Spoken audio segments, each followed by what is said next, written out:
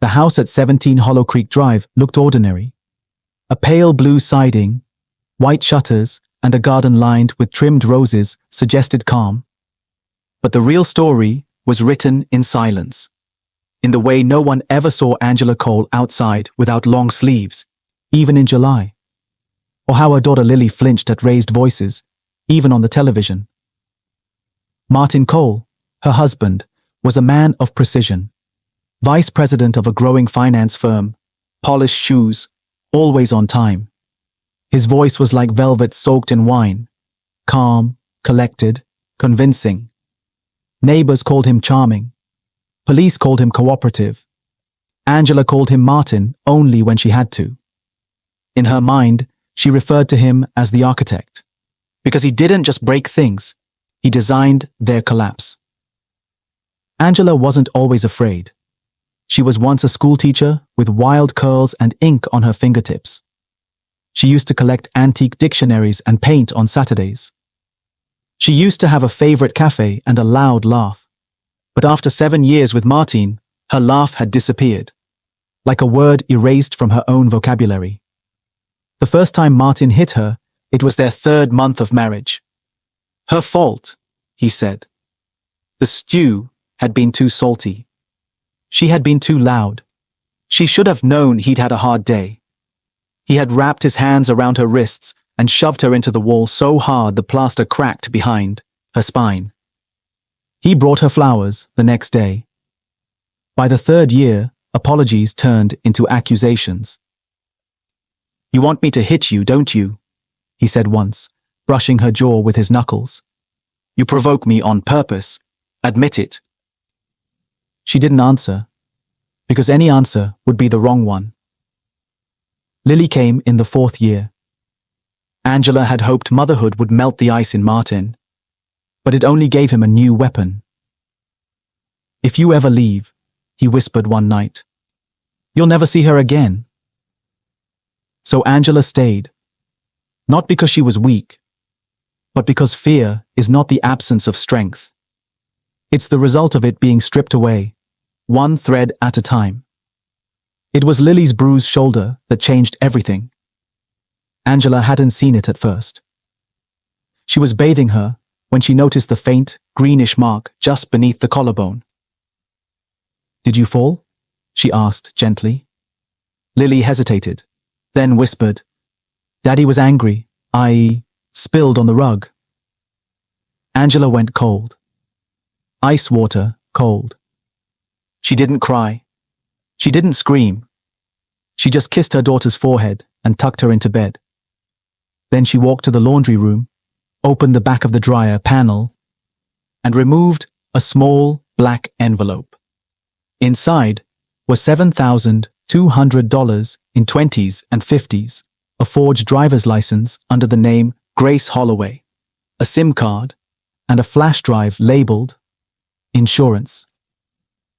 She'd been preparing for years, but planning an escape and executing one were two different beasts. Martin controlled everything: the phones, the bank accounts, even the cameras on the corners of the house. Angela's only freedom came at night, when he was in his bourbon haze, and she was allowed to rest, which meant she could think, breathe, and cry into the pillow with the broken zipper. She used a prepaid burner phone to contact Tess, a woman she'd met 2 years ago in an online forum. Tess didn't say much, but she gave instructions. 1 week. Pack light. Leave when he goes to the office. Angela nodded into the silence. She told Lily they were going on an adventure, just the two of them. She said it with a smile, but inside, her heart felt like a grenade with the pin pulled halfway. The day finally came. Martin left for work at 7:15 a.m. sharp. He kissed Lily on the forehead and Angela on the cheek, like he was a man who loved. By 7:21, Angela had the bags in the car. By 7:26, she was gone. They drove for 5 hours. No music, no stops, just coffee and road, and Lily's hand clutching hers in the passenger seat. The safe house was in a wooded clearing near the edge of New Hampshire. a single-level cottage owned by a woman named Eliza who never asked questions. Tess met her there, short, wiry, with a scar running down her throat that made Angela ache to know the story. Tess never spoke about herself, only the mission. "You've got 3 days," Tess said. "Then move again.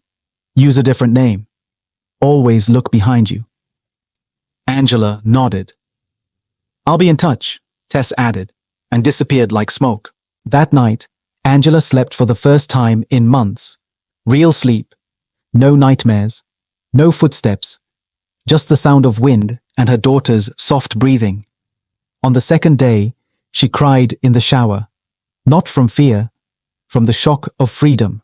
She cried for the girl she used to be, the woman she became, and the child she had to protect at all costs. By the third day, she was ready to disappear again. But then the letter came. It was slipped under the front door in the early morning. No return address. Just a white envelope and a single sentence in perfect, neat script. "You can't hide from what's inside you." Angela dropped it like it was venom. Tess arrived within the hour. She read the note. Her jaw tensed. "He's tracking you." Angela's voice was barely audible. "How?" "Maybe a GPS in the car, or in the toy Lily carries. He's smart.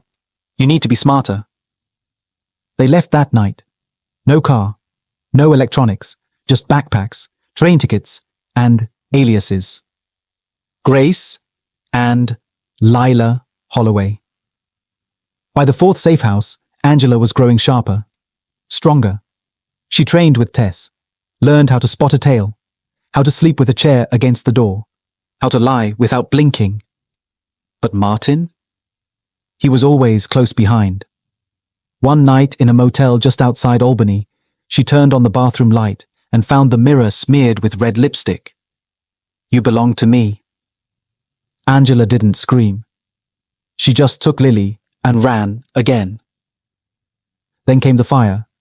It happened at Safe House 7, a barn converted into a living space. Tess had left to get supplies. Angela was teaching Lily how to write in cursive by candlelight when she smelled the smoke. The front wall burst in with fire.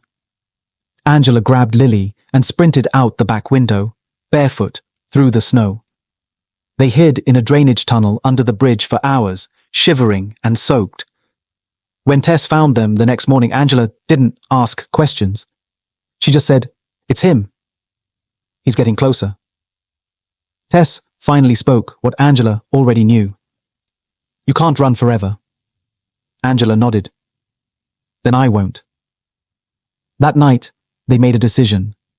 They would turn the hunt around. Angela returned to Hollow Creek. Not to the house, but to the memories. She met with a contact Tess trusted. A woman named Rosa, who used to work as Martin's paralegal. Rosa had kept copies of old emails, documents. Even a journal Martin once left on his desk, filled with violent fantasies disguised as poetry. Angela took the flash drive labeled Insurance and added the files Rosa gave her. Then she sent it. To Martin. Along with a photo of Lily holding a sign that read, "You lose." That was when the real nightmare began. Martin snapped. Police reports surfaced of him harassing employees, neighbors, even strangers on the street. He filed a missing persons report, offered a reward for Angela's return, and posted tearful videos begging for her forgiveness. Angela watched from afar. "He's unraveling," Tess said. "Now's the time." Angela created a trail. Clues he couldn't resist. A piece of her sweater left at a bus stop. A drawing Lily once made of the house. Each one led him deeper into her trap. She wanted him obsessed. She wanted him desperate. Because only then would he show the world who he really was. And he did. Martin was arrested 6 weeks later outside a daycare, trying to force his way in, convinced Angela had taken Lily there. He punched a security guard, screamed threats, bit an officer. The video went viral. Angela released the documents. Every bruise documented, every journal entry, every message he ever sent threatening her. The media tore him apart. His firm fired him. His parents disowned him. And Angela? She testified. Calm, clear, with Lily in her arms. I am not what he made me, she said in court, and neither is she. The courtroom had smelled like bleach and dust, the kind of place where pain was folded into evidence and stitched into silence. Martin had come in wearing a pressed suit, but no amount of tailoring could hide the madness swimming behind his eyes. Angela never looked at him, not once. She faced the jury when she spoke. She let them see every scar in her voice, not her skin. She described the silent terror, the way bruises hid beneath the collar of her joy, the way Martin would smile during a beating. When the defense tried to paint Martin as a misunderstood husband, Angela's lawyer dropped the flash drive onto the table like a grenade. And inside it, emails where Martin fantasized about training obedience, audio files recorded secretly, photos, medical reports, the journal entries Rosa helped her retrieve, dark fantasies in Martin's own handwriting, calling her my property and a vessel to be tamed. The court went silent when those words were read aloud. Even the judge looked like he might be sick. In the end, Martin didn't speak in his defense. He sat there, eyes fixed on Angela, mouthing a single word over and over. Mine. He was sentenced to 15 years. The courtroom erupted. But Angela didn't cheer. She didn't cry. She just held Lily's hand, rose from the stand, and walked out. Freedom didn't taste the way she expected. There were no fireworks, no instant peace, only slow breaths, quiet nights, dreams that still made her wake up gasping. Lily would ask questions sometimes. Will Daddy find us? No, Angela would say softly. We found ourselves first. They moved to a small town in Vermont. Quiet. Peaceful. Angela got a job at the local bookstore and Lily enrolled in school. Tess visited once a month. She brought supplies, updates on the Ember Lines network, and once, a small gift, a key on a ribbon.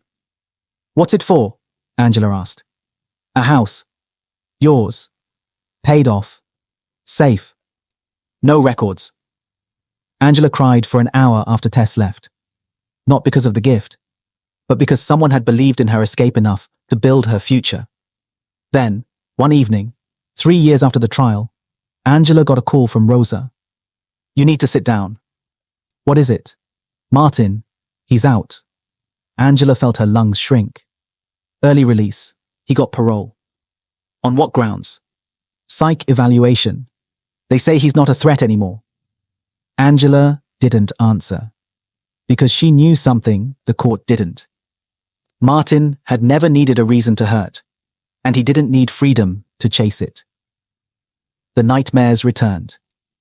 Angela doubled her locks, reinforced the windows, took Lily out of school and homeschooled her for a month. Nothing happened. For weeks.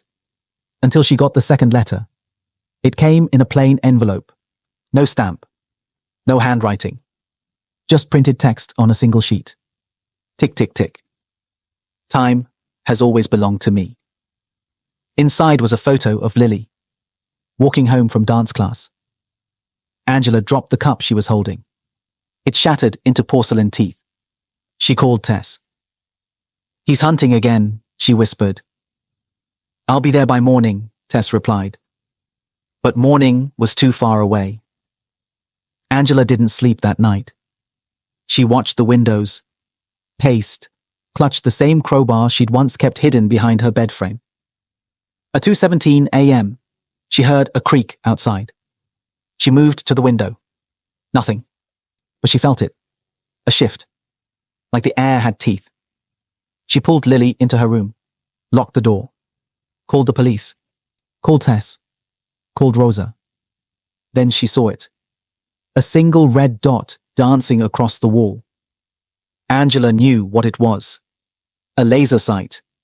She grabbed Lily, climbed out the back window, and ran barefoot into the woods behind the house. The cold bit her ankles.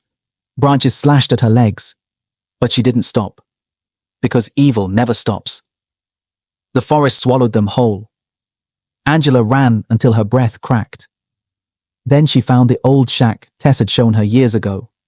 A fallback shelter, deep in the trees. She and Lily crawled inside, shivering, gasping. She barred the door. Called Tess again. No signal. Angela held Lily against her chest and whispered stories from when she used to teach, fables and fairy tales, because she didn't have the words for reality anymore. And then, as dawn was beginning to lift its head, she heard it. Footsteps. Not fast, not urgent, just steady, confident. Martin. He knocked on the wooden door like it was an invitation to tea. "Angela," he said, "I missed you." She didn't answer. "Lily." "Daddy wants to see you. Don't you miss me?" Angela pressed her hand over Lily's ears. Martin's voice was still calm, measured. The voice he used when he was about to break something. "You made this happen," he said. "You turned me into this." Angela felt her hands shaking, not with fear, with fury. She looked down at Lily, and she knew. This was it. No more running. She reached beneath the floorboards and pulled out the flare gun Tess had left behind. One shot. One chance. Martin was circling the shack now, humming softly. Angela whispered to Lily, "Stay here. No matter what. Run only if I tell you." Then she opened the door. Martin froze. He looked older, thinner, but the eyes were the same, empty and full at once. "Angela," he said, "there you are." "Let her go," she said. "I just want my family back." "You don't have a family. You had control." He stepped closer. "You always were dramatic." Angela raised the flare gun. Martin stopped. "That's not going to stop me," he said. "No," she replied. "But this will." She stepped back into the shack and triggered the emergency beacon hidden inside the wall. A piercing alarm echoed through the trees. A gift from Tess. Martin lunged. Angela fired. The flare hit his chest and exploded in red flame. He screamed, staggered back, and fell into the snow. She didn't wait. She grabbed Lily and ran. Sirens were already in the distance. Martin didn't die, but he was burned badly. Arrested at the scene. This time, there was no parole. No plea. He was transferred to a psychiatric prison. Angela gave her final statement on video. She said only one thing. "I hope he never learns what love really is. He doesn't deserve the comfort of knowing what he destroyed." Years passed. Angela started teaching again. Lily became a youth counselor for girls escaping abuse. They built a home where silence was never a punishment, and love never came with bruises. Angela never remarried. She didn't need to, because she had reclaimed the only relationship that mattered. The one with herself. She still woke up some nights, listening for ghosts. But now, when she looked in the mirror, she saw the woman who had faced hell and dragged her daughter back from it. Not a victim. Not even just a survivor. But a builder. A protector. A fire in human form. On Lily's 18th birthday, Angela gave her a journal. Empty pages. On the first one, she wrote, "Evil is clever. It hides in kisses. It speaks in lullabies. But love, real love, doesn't hurt. If it does, it's not love. It's control wearing a mask. Never forget. You were born from a fire that evil could not extinguish." And Lily, with tears in her eyes, wrote back, "You're my hero. Not because you fought him, but because you walked away and never looked back." Angela sometimes visited the old shack where it all ended. Not to relive it, but to remind herself that even in places where evil tried to bury her, she grew roots. She made sure the ember line expanded, tenfold. More safe houses, more networks, more stories of women escaping shadows and stepping into the sun, because evil may live in hearts, but so does light. And Angela Cole? She wasn't just a flame. She was a wildfire,